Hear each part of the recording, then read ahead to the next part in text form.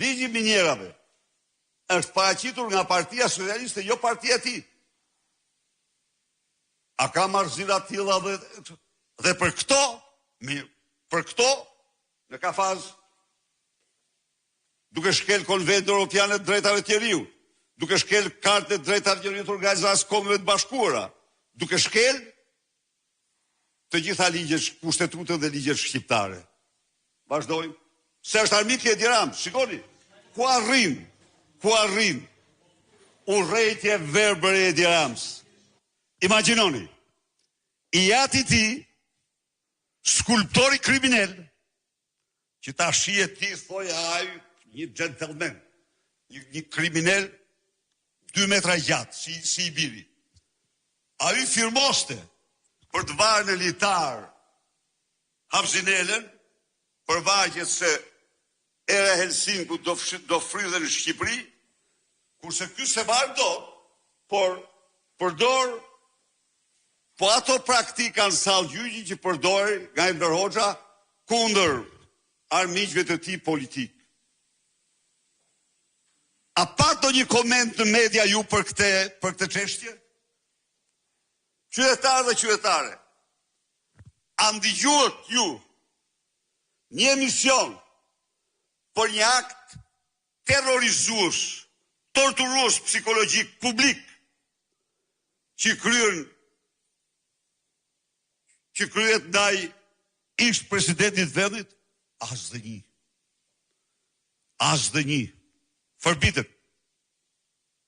Ndaj dhe revolta ime. Censura është akti më i shëmtuar. Në studio mund dëgjoni çdo debat, po temat vijnë nga lart. Kjo nuk lejohet. Nuk lejohet.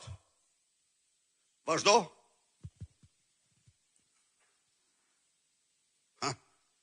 Jemi në burgun e Fushkrujës. Shikoni si është aty. Bar. Jo në Fushkrujë është këtu, apo në Krujë. Aty bën, në atë zonë është. Ja i Fushkrujës, mirë kam. Jo, është në burg. Është dhomë burgu, s'është market. Është dhomë burgu. Bravo.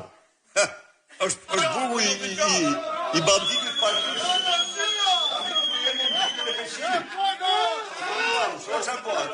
Kokain, dans, urdhoni. Kujtoni atë tjetrit në kafaz. Ta e në vrasës. Mi këta rëndojnë me 10 vrasje. Na të qeni. Po, shira, pijet dhe zho gjë. Kurse tjetrit në kafaz. Ishtë kërëministri. Censure plot. As një nga mediat e kontrolluar nga qeveria nuk ka dha. E censuruan totalisht. A mund të censuroj, kjo më thoni mua të dashur gazetar? A nuk përbën kjo në gjithë botën një super live? A mund të imagjinoni që kjo të mund të ndodhte gjatë periudhës kur qeverisë Sali Berisha dhe Partia Demokratike? Kur? Ja pra, shiko. Sepse këta i kanë burgjit të dorë. Ta zbashku mund të kenë 15-20 vrasje. Po janë të partisë.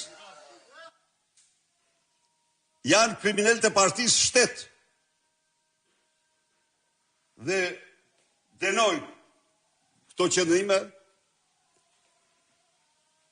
denojnë censurën që u bëhet. Ndaj qytetarëve shqiptar nuk i vetë mundësia, nuk njihen me këto. Dhe në botë këtë kush nuk e censuron, përveç në Shqipëri. Faleminderit.